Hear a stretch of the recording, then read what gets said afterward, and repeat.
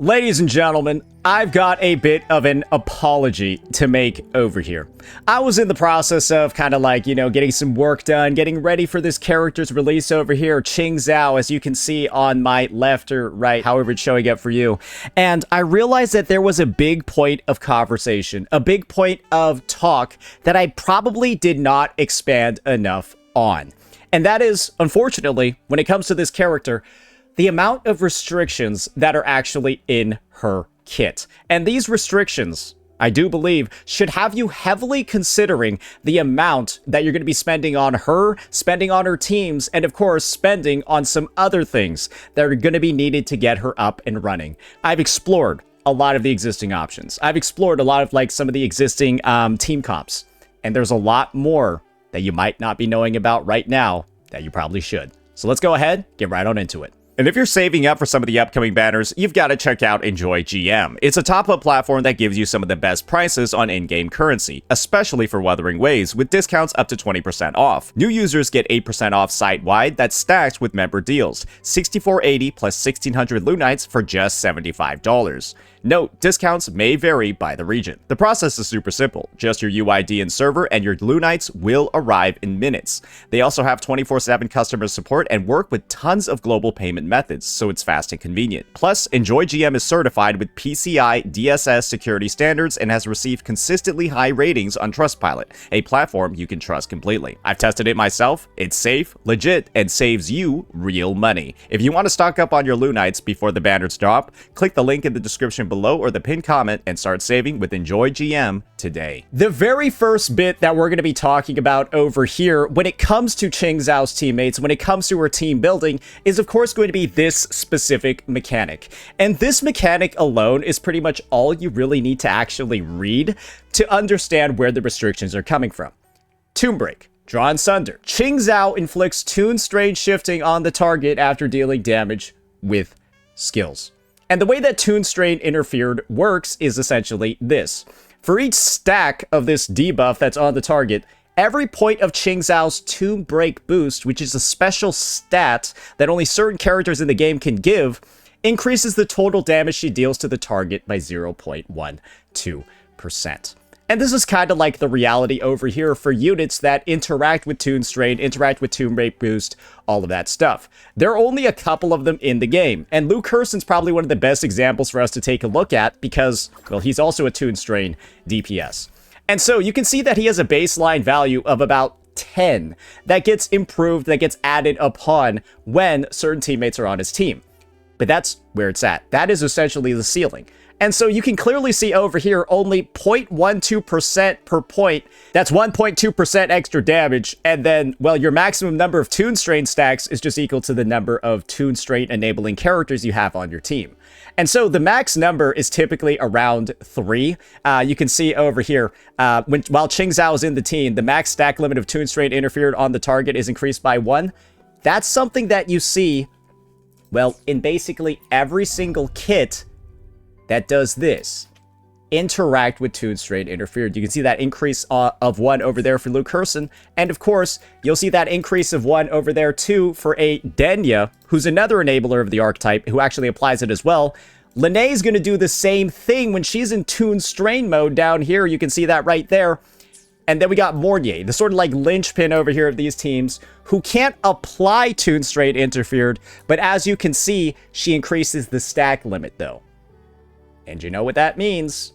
More damage. But as you can see, right, typically the stack limit in these teams is about 3 for this buff, right? And so if you only have 10 Tomb Break boosts, well, great, your damage is being increased by about 3.6% on the target, which is, well, that's the only increase that you're getting when your Tomb Break boost is 10. And so you can kind of see over here, man, you really want to boost this stat. And if you don't boost this stat, you're kind of in a really, really, really big problem, specifically for a character like Qingxiao, because there's not really a lot of other ways for her to get damage buffs in her kit. Because this is essentially how she functions. There's a buff over here, and it's called Mind Lock. And every single time teammates, including herself, inflict Tune Strain Interfered, she inflicts a stack of Mind Lock on the target. And so you can kind of see what's happening over here.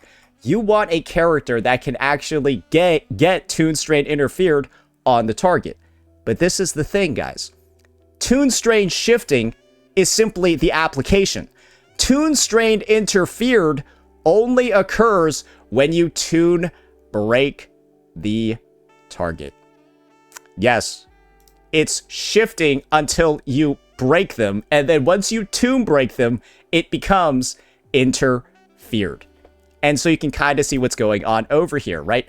For Qingxiao to even be getting these mind lock stacks in the first place, well, you want to be toon breaking the enemy, and you want to be toon breaking them often.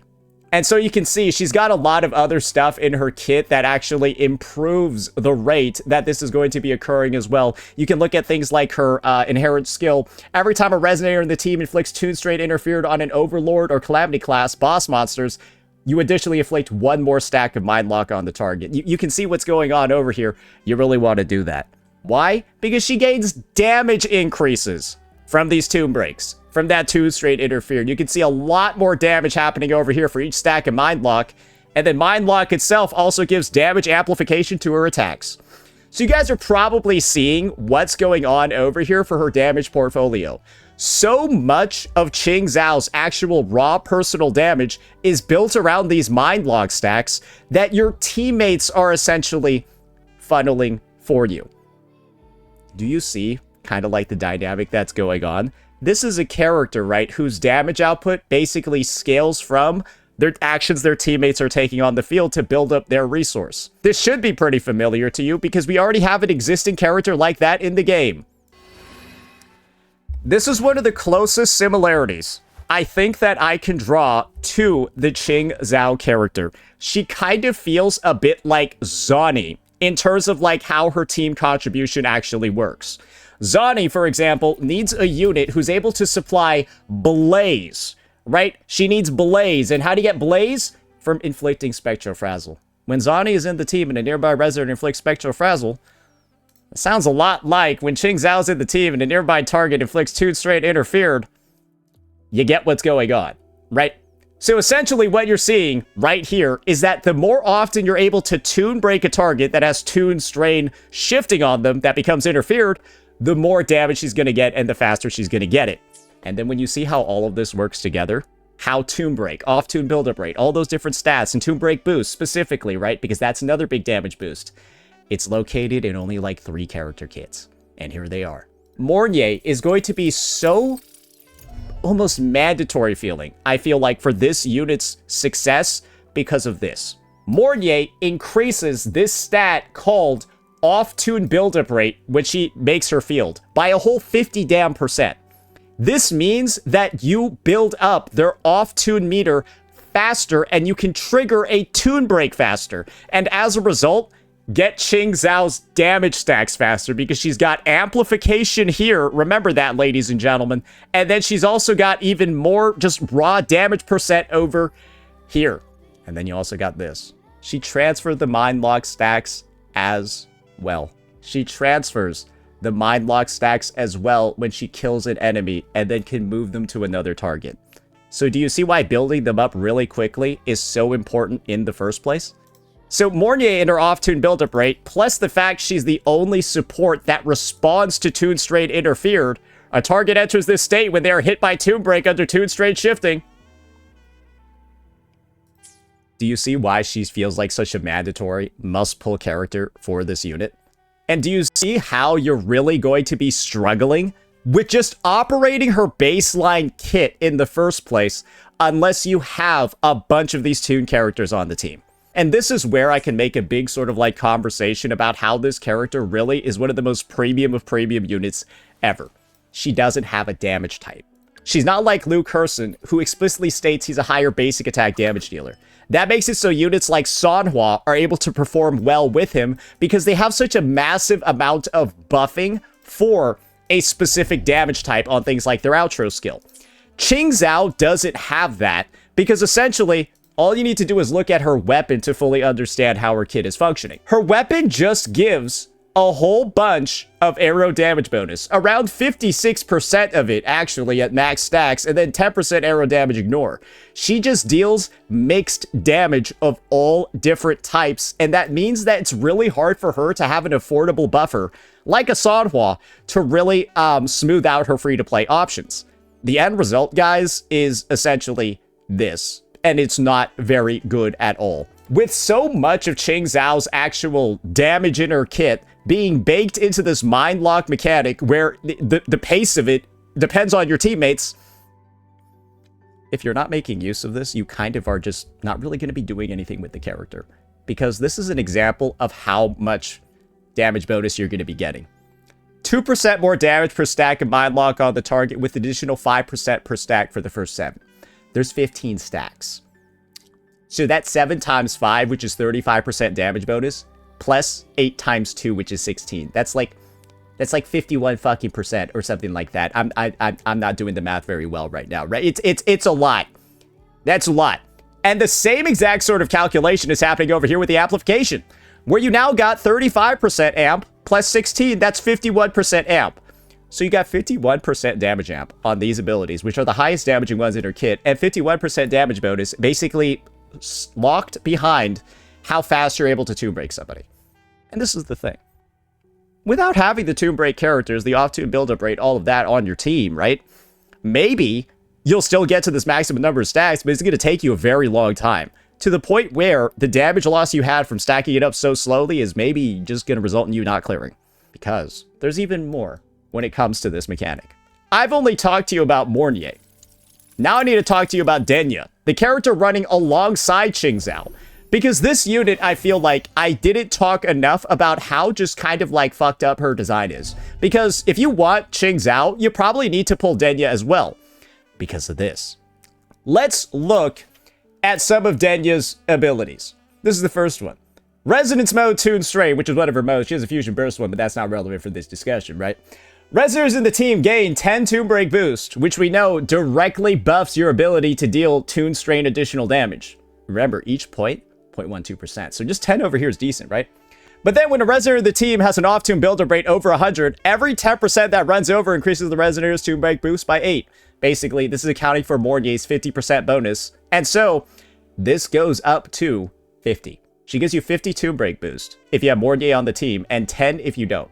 And what did we just see is the damage formula for Toon Strain? Rather, 50 Tomb Break boost is essentially this. 50 times 0.12. Sorry, 0.012. That's a lot of damage. And it's so much damage, in fact, that I think it's 60% additional damage. Like, I don't know. I might be really wrong about this math, but I'm doing the 50 Tomb Break boost times the 0.12%. Wait a second. That might be it. So yeah, now you're getting a 6% boost to your damage, right? That's more so what it should be looking like. A 6% boost to your damage for every single stack on the target. So that goes up to 18. If you have a full Tomb Break boost team. A full 18% additional damage dealt, which is really strong. But oh wait, we need to factor in the starting 10 that every single Tomb Break oriented character is going to have. And so that actually makes it 60 total Tomb Break boost if Denya's on your team.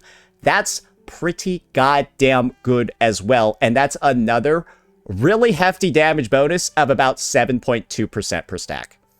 That goes up to 21.6. 21.6% additional damage just from having Denya on your team. To be able to A, increase the stack limit, and B, give you 50 Tomb Break boost. But then Denya does something else as well that's just really neat, right? That's just really cool.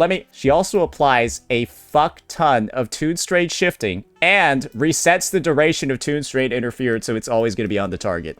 And then, if anyone inflicts Toon Strain shifting on the team, guys, look at this. This target's off-tune level is increased by 50% of the max. She just immediately fills up their gauge by 50%, so you can almost immediately Toon Break them. Do you not know why this is so crazy? Oh, right. Because Qingxiao's damage literally scales off of how fast you are Tomb Breaking the character and getting these massive damage buffs in her kit. The faster you're able to get your buffs, the faster you can deal damage, the way higher your DPS is. And so you're seeing right now, right? just how sort of closely woven all of these mechanics are to making Qingxiao functional. However, if you're missing any of these pieces, you start building up these mind lock stacks, right? A lot slower because you're missing Denya. You don't have this immediate 50% that she just slaps on the enemy for existing. And then you lose that stack buildup. You don't have Mornier. Well, and guess what? Denya's unplayable in your team. It doesn't actually matter if you pull Denya and you don't pull Mornier. Do you know why? Because you will be getting none of your Tomb Break boost bonus. You will be getting 10, and you're essentially losing a shit ton of damage. You're losing like 17, 18, 9, like something like 15% damage dealt or something along those lines. And that's a lot to lose.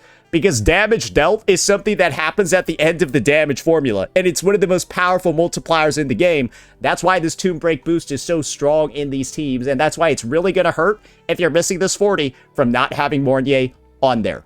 And so it's like a literal package deal, right? Qingxiao, if she's using Denya, it's almost mandatory that you have Mornier on the team for Denya to function. It's like, I think it actually is. She's just not a usable toon unit without her. And that's the reality over here. However, there is one solution, and that's actually using Linne. Yes, this is the unfortunate part. What did I mention before about Qingxiao's damage output? She buffs, or she doesn't have a damage type. This makes Denya's outro skill, which just provides 40% all damage amp to everything, no damage type, really, really good for her, right? Because she doesn't have a damage type. But Linne is a little bit on the other end. She applies 15% all damage and 25% liberation. That's not as good for Qingxiao, right? Because her damage profile is split. But look at this. Look at this over here, ladies and gentlemen. Take a look at this bad boy. Linne's Tomb Break boost buff is only 40. It's technically less than Denya, who has 50. But Linne has no teammate requirements, no restrictions on her Tomb Break boost. She just applies 40 when she uses the biggest nuke in her kit, which you always want to use every single rotation. You always want to use visual impact, right? It's got a 1,200% motion value. And she gives that Tomb Break boost for 30 seconds with no conditions. And so oddly enough, pairing Linne with Qingxiao is going to actually free up your third slot from Mornier. Because Denya needs Mornier. We've pretty much established that at a baseline. She needs her. Linne doesn't, though, to function as a toon-strained sub DPS. And so if you're going to get, you might get suboptimal buffing over here, but this is the thing. You can run Linne, I think hypothetically, with the Shorekeeper. Yes, you're losing the toon-strained stack. Yes, you're losing the off-toon buildup and all of that stuff, but this is the thing. You're still going to have 2 stacks of toon strain for the damage buffs that you got going on, because Linne is going to be on your team and she responds to it as well. You're going to lose one for Mornier. You're also going to lose the off-toon buildup rate. But guess what, guys? You can just put in characters that deal a lot of, well, off-toon damage. And Shorekeeper doesn't, but she's just like an option if you really don't want to use Mornier. And you only have Linne and you don't have Denya, stuff like that. But you could even do like some goofy sustainless stuff too. Because this is sort of like the stand-in for like arrow teams. If you like don't really have a support that works that well, but you just want some general arrow buffing. Because what does this girl do over here? Oh, she's just got like 24% arrow damage bonus on the team. And I've run Chakota as the support in a bunch of teams with arrow DPSs. One example is this. Yeah, I run this sustainless team a good amount of times in content where I'm not really going to die. And, well, Linne is also a very evasive character and Qingxiao's in the air. It might work out for you. Well, to just sort of run something like, we're going to pretend Luke Hurston is Qingxiao. Even though they're completely opposite characters, he's a dude. She's not, I think. So anyways, you can just put Qingxiao in here, and I think you'll be able to get decent results. But if you were to try something like this, no, that shit is going to be buns. Why? Because she's giving no Tomb Break boost without a Mornier on her team. And that's the thing. And that's a dynamic that I did not talk about enough as I was preparing for this character's release, because they're literally a crazy package deal. If you're deciding to go for Denya, you also have to have Mornier, or this character is like worse than almost every other option in toon teams. Because her shit just doesn't work without Mornier, which is like, I think, a bit of an issue on its own. I really don't, I think I mentioned before how much I hated that in her kit previously. And now you're seeing why I hate it so much. Because if you pulled this character thinking that Qingxiao only needs her, well, to make her function, you're gonna need a Mornier too. So it's like this like add-on deal. It's almost like you're getting scammed if you don't know about this. But if you do, and you're comfortable with spending, well, it's going to be a very strong team. But I just wanted to let you all know about some of these very restrictive dynamics that exist in her kit and why her free-to-play options are actually just so bad. Because this is the other Toon Strain unit. And I already mentioned before, they can use a Sanhua. They can use a Sanhua. And that's great for them. He functions. Obviously, he's better in Toon Teens, but he still functions there. I don't think Qingxiao is going to function with an Alta or any of these other teens because of how baked in Tomb Breaking is to her mechanics. And this is also the other thing. When it comes to Luke Hurst and his free-to-play successfulness, whatever, it's because one of the big elements is because he's got a great weapon he can just pull from here that works perfectly with his kit. Yep, Toon Strain interfered and then basic attack damage bonus. And what does this bitch have? She has EOG. Which is still great, which is still good, which is still decent, but her signature is going to be a lot better because it gives 55% fucking arrow damage bonus and 10% defense ignore, and then all this thing gives is like, well, 12% attack at R1. That goes like a little bit higher, but I don't think she uses her skills that often. And that's the situation over here. You are going from Toon Strain's DPS being one of the most free-to-play friendly ones in the game with how he functions, and now you got whatever the hell this unit is. Because you need to know what you're getting yourself into. And if you're a player, right, who hasn't been playing the game a lot, right, who maybe doesn't have a ton of pulls available, if you want to play this unit and play her best teams, get ready to either pray to RNGesus or get ready to open your wallet. And so this is my PSA to all of you, as we are just hours away from Qingxiao's release. Let me know what you all thought about this one. Peace out.